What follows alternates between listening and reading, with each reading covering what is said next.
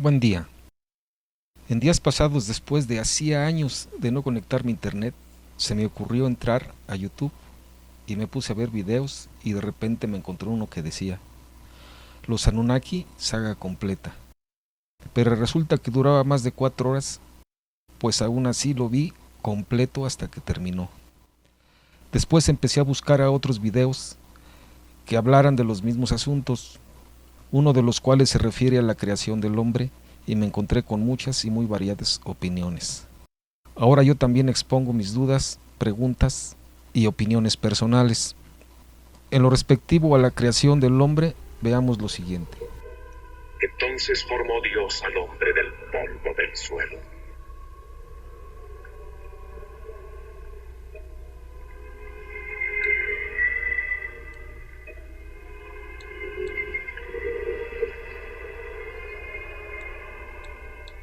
E insuflando en sus narices aliento vital, quedó constituido el hombre como ser vivo. Ahora pues, vemos que la Biblia nos dice que Dios hizo al hombre a partir del polvo y que le dio soplo de vida. Y bendijo Dios al séptimo Comparemos día, con lo que nos y dice el declaró señor lo Zacarías santo para Sitchin. haber reposado en él. Según el Génesis, en Edén o Edén, Adán fue creado a partir del polvo y Eva de una de sus costillas. Pero hay una versión tecnológica sobre el origen de la vida. Al necesitar mano de obra, la evolución dio un salto y recurrió a la ingeniería genética. Mezclaron el esperma de un Anunnaki con óvulos de un humanoide primitivo. Mezclaron el esperma de un Anunnaki con óvulos de un humanoide primitivo, de uno de los hombres prehistóricos. Ustedes pueden creer que esto, más esto, pueda dar como resultado esto. Por favor. Yo en lo personal me quedo con la teoría del polvo, ya que cuando morimos, pues eso es lo que queda. Ahora analizaremos quiénes y qué eran los Anunnaki. Veamos lo siguiente. Cuando surgió la vida, los Anunnaki se dividían por clanes y progresivamente en tribus, hasta conformarse dos naciones, la nación del norte y la del sur, ambas enfrentadas en una guerra larga y feroz. El planeta estaba sumergido en una destrucción y desolación constante. Después se declaró una tregua y más tarde se... Ahora la siguiente escena. Por segunda vez, Anu, enfurecido, gritó: que nuestra disputa se decida en una segunda lucha. Peleemos aquí. Hagámoslo ahora. Con desprecio, Anu se quitó la ropa. Del mismo modo, Anu se desnudó. Desnudos, los dos miembros de la realeza comenzaron a forcejear. Fue una poderosa lucha.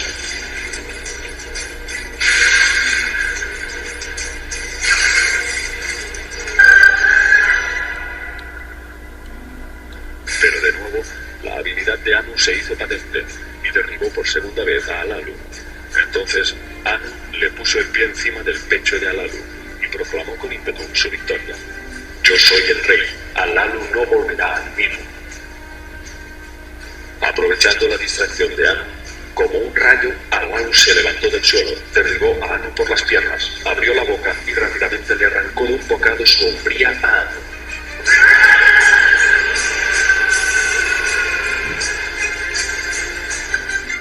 Sigamos viendo lo que sigue. Se convirtió en el más digno y principal guerrero de Enlil y fue premiado por Anu y Enlil con nuevos carros celestiales y armas. Enlil le entregó el arma más mortífera de los Anunnaki, la Ip, un arma con 50 cabezas que mata.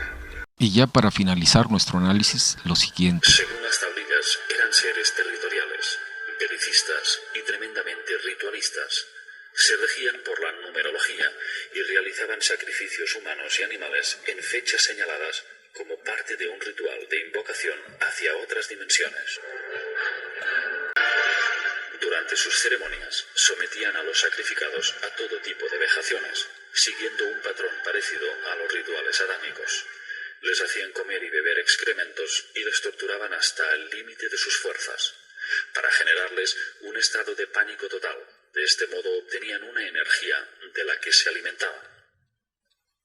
Circulan ciertas teorías de que bajo un estado de pánico, estos seres se beberían la sangre del sacrificado para absorber el estallido de adrenalina que con el miedo se propagaría por el torrente sanguíneo, y eso les produciría un gran placer.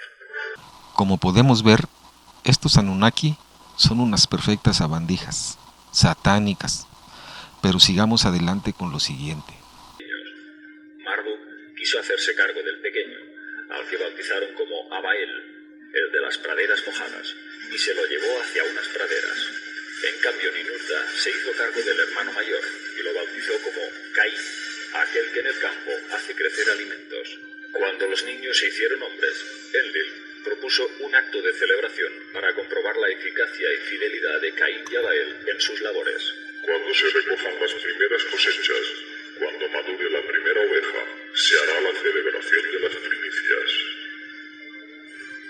Aquella tenía que ser la primera vez que los dos hermanos se inclinarían ante los dioses sumerios más destacados para ofrendarles sus alimentos. Llegado el día, Caín y Abael colocaron sus ofrendas a los pies de Enlil y Enki. Abael dispuso cereales y Caín un cordero. Enlil alabó sus cometidos y Enki se alzó y exclamó: «Carne para comer, lana para vestir ha llegado a la tierra».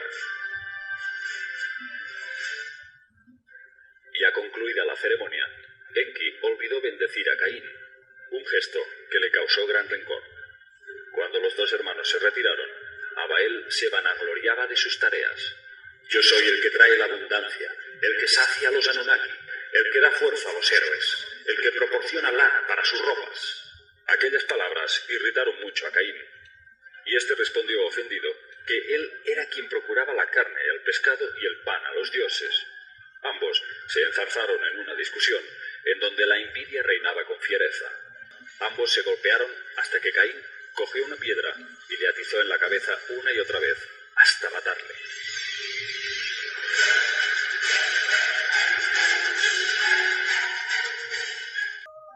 Cuando Enki llegó al lugar de los hechos, le gritó a Caín: «Maldito seas, tienes que irte del Elim.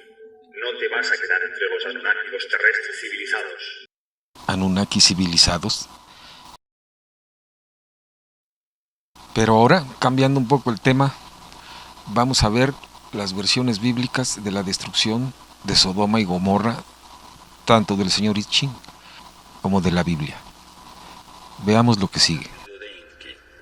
Al parecer, este dios eligió a un escriba, lo subió a su nave y le pidió que escribiera todo el relato de su vida y llegada a la Tierra, compilando así una verdadera biografía del dios extraterrestre.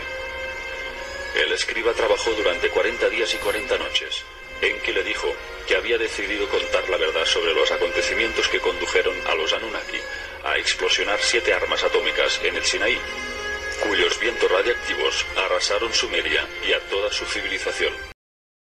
Y fue Ninurta quien propuso utilizar las armas de terror, lo que sin duda implicaba bombas de gran calibre destructivo. Cuando se obtuvo la autorización de Anu para causar tal destrucción, Ninurta se asustó al ver que Nergal parecía dispuesto a ejecutar más daños de lo previsto. Las tierras destruiré, las convertiré en un montón de polvo. Arrasaré las ciudades, las convertiré en desolación. Aplanaré las montañas, haré desaparecer a los animales. Agitaré los mares. Lo que se mueve en ellos diezmaré.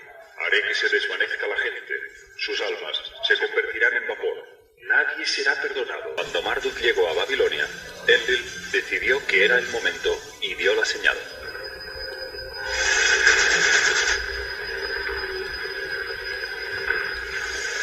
Corría el año 2024 a.C., conocido como el año del juicio final. Enki ya no podía hacer nada. Su hermano Enlil había tomado una firme decisión: destruir Tilmun bajo el poder destructivo de grandes bombas atómicas. Y el momento había llegado. Enlil dio la señal. Con su divino pájaro negro, Ninurta se situó encima del monte Mashu y lanzó la primera bomba. En un instante de desolación, los textos describen cómo el monte es derribado por efecto de una intensa fusión.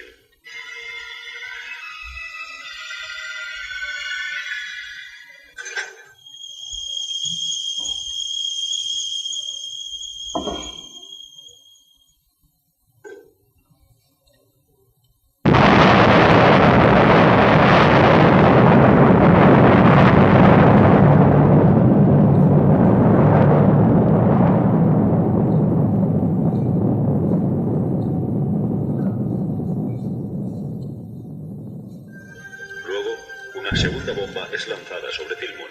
Con el resplandor de 7 soles, las rocas de la llanura se convirtieron en una herida chorreante.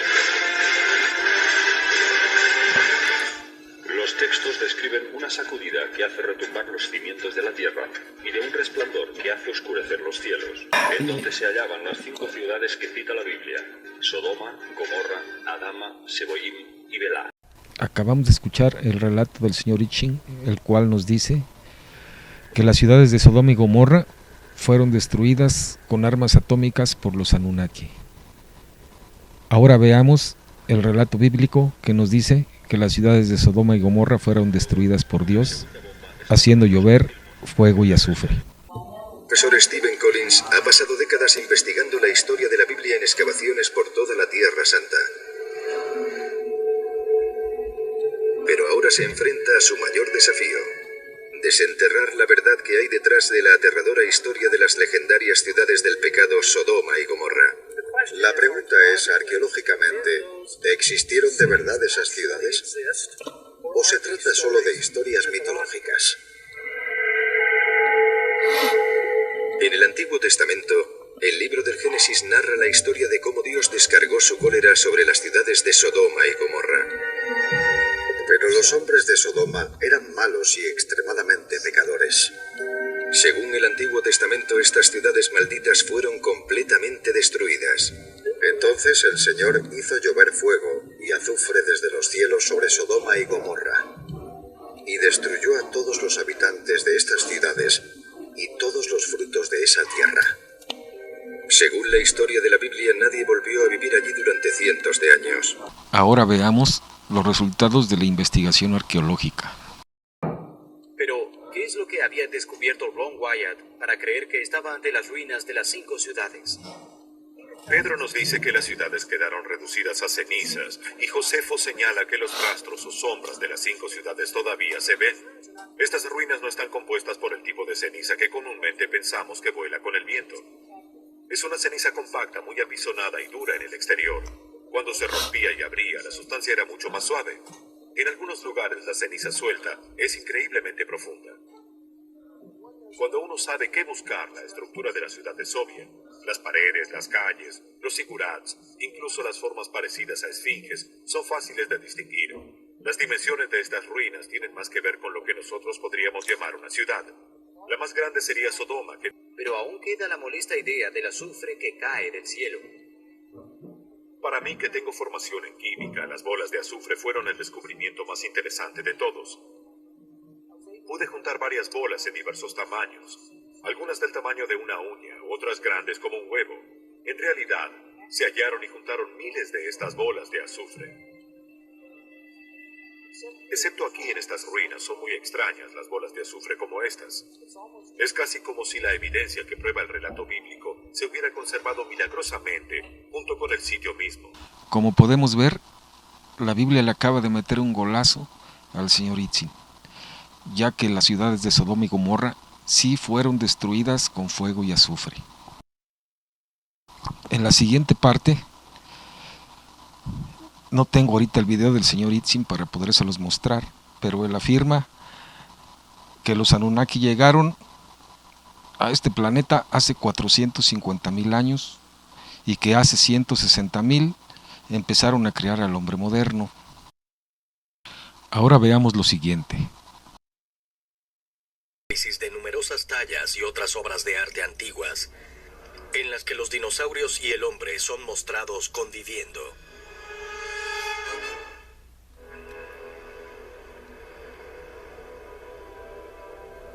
El planeta Tierra, hace 65 millones de años. Un asteroide de unos 13 kilómetros de diámetro se precipita hacia el planeta a unos 20 kilómetros por segundo e impacta en la región ahora conocida como la península de Yucatán. Con la fuerza de 100 millones de megatones de dinamita. Según la ciencia convencional, este evento catastrófico cambió para siempre el clima y la topografía de la Tierra y acabó con el reinado de los dinosaurios. ¿Podrían las antiguas representaciones de los dinosaurios ¿Ser en realidad prueba de que los humanos y los dinosaurios coexistieron en algún momento? Según los científicos convencionales, la idea no solo es increíble, sino francamente imposible. A menos que, por supuesto, se enfrenten a la evidencia en forma de una huella fosilizada de un dinosaurio, al lado de la de un ser humano.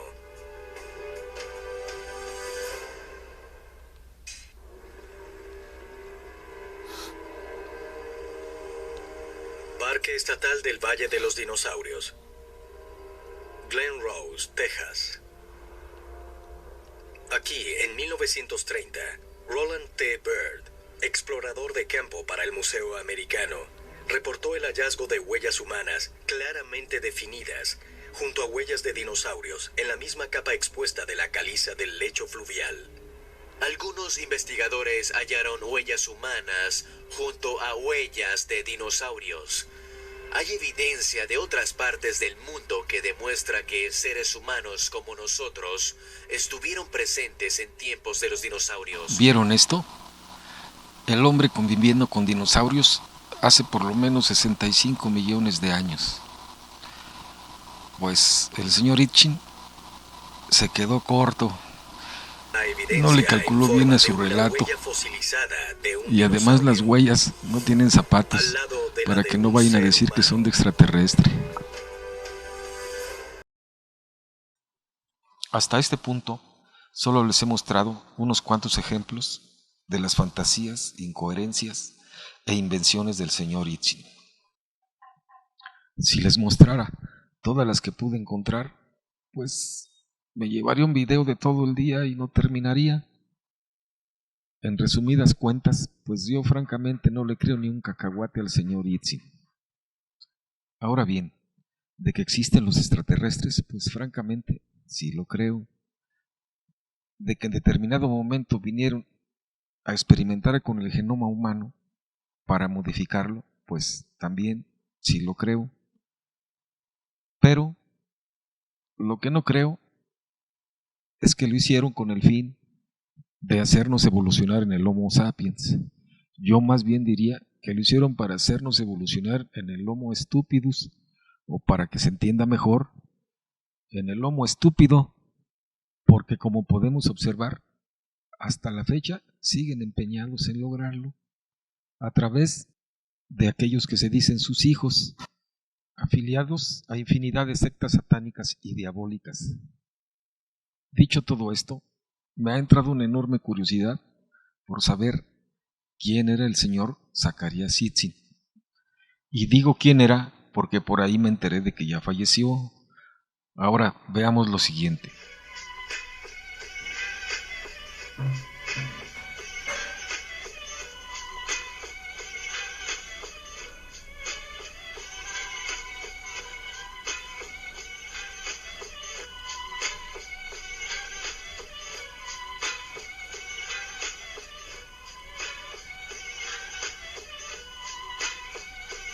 Miren, era masón.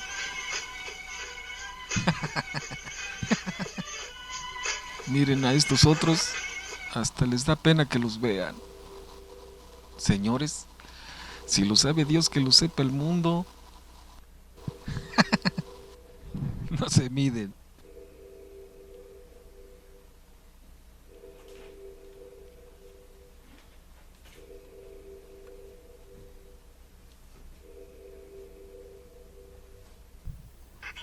Hasta su saludo al estilo Illuminati.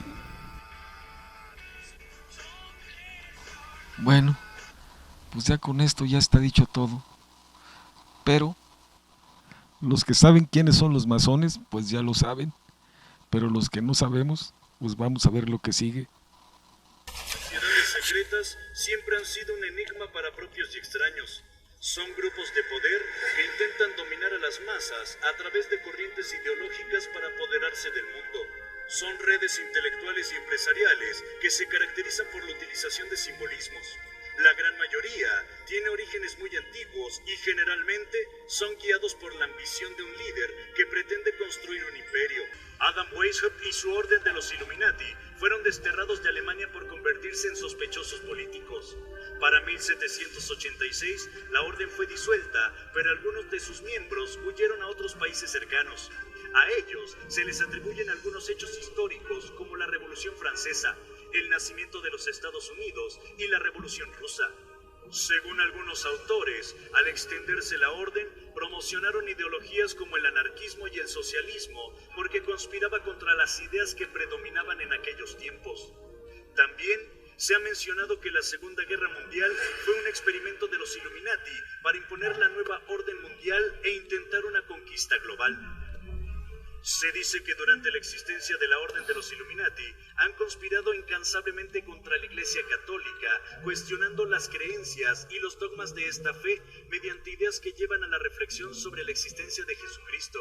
Son dudas infundidas en personas de todas las clases sociales para formar una sociedad sin religión.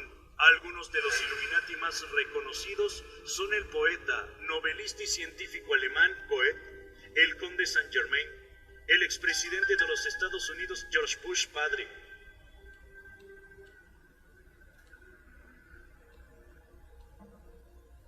el líder soviético Mikhail Gorbachev y muchos más. Dentro de esta orden secreta, la práctica de los rituales de iniciación son un requisito. En la actualidad, se cree que esta organización sigue vigente bajo otros nombres, pero con la misma misión: la búsqueda de un mundo sometido a un solo gobierno y sin religión alguna. Por el contrario, con tendencias de la supuesta nueva era que pretende que el ser humano sea el centro del universo. Aparentemente, hoy en día, los Illuminati siguen haciendo su labor, pero se cree que han cambiado su nombre por otros, entre ellos el de una sociedad secreta llamada Skull and Bones, que en su traducción al español quiere decir calavera y huesos. Es un selecto grupo de personas de la Universidad de Yale en los Estados Unidos con gran poder adquisitivo, político e intelectual, que financian la preparación de jóvenes promesas que podrían convertirse en futuros líderes mundiales. Realidad o ficción, las sociedades secretas parecen influenciar la vida de la humanidad. Quizá el que no las veamos trabajar a plena luz del día no quiere decir que no existan.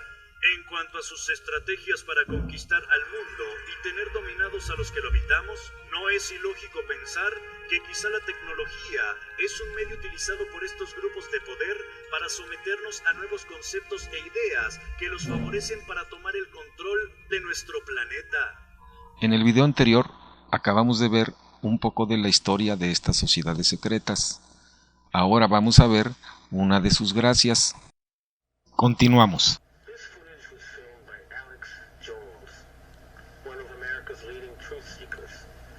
He was able to get inside a super secret facility known as the Bohemian Grove, located outside of San Francisco. This is a place where very, very elite people gather for 2 weeks every summer, where they apparently have orgies and decide the future of much of the planet. He was able to film a ritual human sacrifice, an opening ceremony. Now apparently they do not actually sacrifice somebody here, but these people are such that many believe they really do actually carry out human sacrifices. This is where Nixon and Reagan were both selected to be presidents before any election took place. Now the problem with this film and what it reveals is that it shows there is a power structure outside of what we think of as democracy and the rule of law. And if you look at that picture, you can see they really do have some sort of evil agenda. And many people have become aware of their existence because of 911 and are fighting to overthrow them. This has become a worldwide revolution. Bueno, pues ya después de haber visto todo lo anterior, no me queda más que decir que qué chulos muchachitos con los que se juntaba el señor Itzin. Ya por último, me gustaría presentar la opinión muy personal del señor Alberto Canosa respecto a estas sectas que ya pululan por todo el planeta. Por cierto que les digo que a mí me cayó muy bien, porque el señor no tiene pelos en la lengua, se las avienta así como va. Veamos lo siguiente. Justo en el centro de la ermita, para proteger y rendir culto a los gigantes. Y en venganza por Dios haber ahogado a los gigantes, en venganza los espíritus de la oscuridad asesinan niños en sacrificio a los gigantes, en compensación y en venganza porque Dios eliminó de la tierra a esos gigantes, millones de ellos. Esos gigantes, algunos de 10 metros, estaban destrozando todo, vidas humanas, poblaciones, animales, todo, arrasando la tierra. Y tuvo que ejercer un diluvio para acabar y ahogar a los gigantes. Y el catolicismo, que es una religión satánica, pagana, pero declarada por los mismos clérigos, ¿no? O sea, no, la gente es ignorante, le han obligado a la fuerza de hogueras, inquisición y terror a aceptar el catolicismo, apoyándose con noblezas, asesinos de masas, dictadores, satanistas, para que la gente, por narices hasta el día actual, acepte el catolicismo. Ignorante, le han obligado a la fuerza de hogueras, inquisición y terror a aceptar el catolicismo, apoyándose con noblezas, asesinos de masas, dictadores, satanistas, para que la gente, por narices hasta el día actual, acepte el catolicismo o les arruinan la vida y la carrera. Porque, por ejemplo, en muchos países, como España y otros, se obliga a la gente, sean o no sean católicos, con su dinero, a financiar con miles de millones a la Iglesia Católica para hacer rica la organización criminal diabólica más criminal y rica del mundo, el Vaticano y sus obispos, cardenales, sus sociedades satánicas secretas, que son la cabeza de las sectas satánicas del mundo. Pues de ahí viene esta fiesta que se celebra mañana, Todos los Santos, el Halloween, la fiesta a los demonios.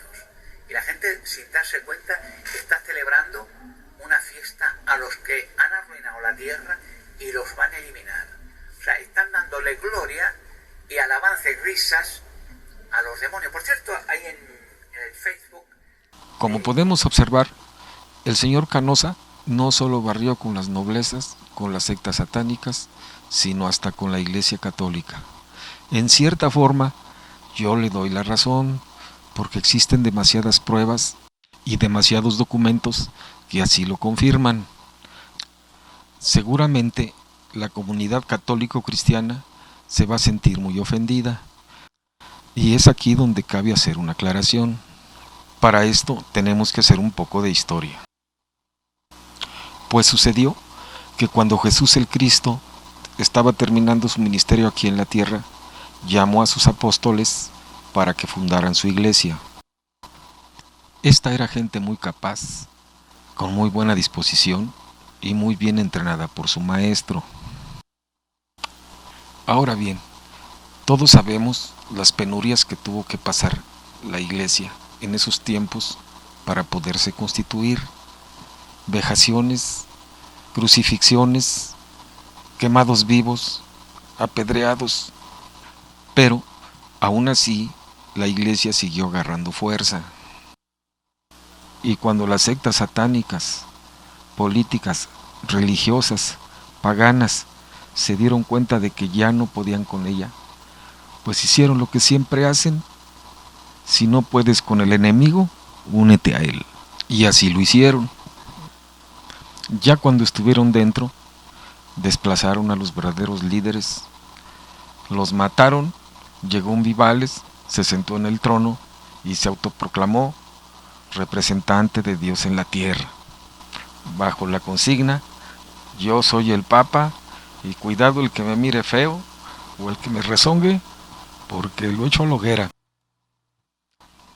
Esto último tal vez a algunos les parezca un poco chusco, pero así fue, y así fue por siglos y siglos y siglos. Pero ¿qué creen? Que llegue el siglo XX y con él la tecnología, la explosión tecnológica. No, la democracia, la libertad de expresión. Bueno, lo de democracia y libertad de expresión es entre comillas. A todos, bien mareados, nos trae la tecnología. No, la guerra de los mundos. Oh, la guerra de las galaxias. E.T., Star Trek, Alien. ¿Ya viste mi computadora? Es lo último que ha salido. Y tú ya viste mi iPod. Mira, nomás le aprietas este botoncito. No, el mío está mejor. Nada más le raspas la pantallita y mira, ya se mueve. Y las sectas que nos han manipulado por tantos siglos, ¿qué dicen? La religión que les inventamos ya no es negocio. Nos estamos quedando sin clientela. Llaman nuestros colegas, los fabricantes de alimentos y medicinas, que nos los envenenen y nos los droguen por mientras les ponemos el chip. Así ya no se escapan. Pero antes llámate a nuestra marioneta, Zacarías Sitchin, para que nos haga un guión cinematográfico, al estilo Hollywood. Pero eso sí, con muchos cañonazos, plomazos y siquiera hasta flechazos. Y uno que otro desastre bíblico para que se la traguen. Le vamos a poner los Anunnaki, creadores de la humanidad. Y ahí tenemos a todos los paleros de la mercadotecnia por todo el internet, convenciendo a toda una bola de mensos. Bueno, rectifico, no todos, hay unos que todavía discurren muy bien, pero los que no discurren o ya no carburan, como decimos aquí, pues simplemente se casan con la idea y no les preocupa investigar si lo que les están contando es verdad o es mentira o es una verdad a medias. Ahora, lo que investigué en la última parte referente a este diálogo fue lo siguiente. En sus videos, unos decían: nosotros somos descendientes de Enki, nosotros somos descendientes de Marduk. Y otro que decía: no, yo soy descendiente de los marcianos. Bueno, pues si tienen colita de lagartija, ojitos de culebra, parecidos a los del gato, o escamas que no sean de mugre, pues a lo mejor sí son descendientes de Enki. Bueno, pues ahora vamos a proseguir con la siguiente parte de este video, titulada Algo más, para lo cual haremos un pequeño análisis de lo visto anteriormente, llegando a la conclusión de que estamos siendo terriblemente manipulados por las sectas satánicas, que han corrompido religiones, gobiernos, políticos, empresarios, medios informativos, científicos, etcétera, etcétera, etcétera. Todo esto en base a la amenaza, el chantaje, el soborno, el engaño, la mentira, con el único fin de acumular poder y riqueza y el control de toda la humanidad, no importándoles llegar hasta el asesinato del mismo planeta, con todas sus consecuencias. Seguramente ellos pensarán: nos acabamos el planeta y con nuestra tecnología nos vamos a otro y así le seguimos haciendo. Bueno, para ellos se oye muy romántico, pero para los que se queden les va a parecer un terrible infierno. Pero yo en verdad les digo que el tiempo ya está a un solo paso de agotarse y ellos todavía no están en condición de llevar un proyecto de tal magnitud. Por lo tanto, el que no tiene nada y ha tenido hambre, pues seguirá teniéndola. El que ha tenido poco y no ha tenido hambre, la va a tener. Y también el que ha tenido mucho y le sobra de comer, pues también la va a tener. Y la pregunta es: ¿quién la va a sentir peor? Yo les digo que toda esta desgracia que viene se puede evitar, pero no precisamente por los consejos de todas las religiones secuestradas, intervenidas e inventadas por las sectas satánicas que nos han manipulado durante tantos siglos. Ahora también les digo que el fin de este mundo, tal y como lo conocemos, ya fue anunciado. Esto fue hace aproximadamente unos 6 o 7 años. No tengo la fecha exacta porque no tomé nota de ella, y por causa de no haberles avisado, ya he recibido un fuerte jalón de orejas, pero en fin, ya están enterados. El que tenga oídos, que oiga, y el que tenga ojos, que vea.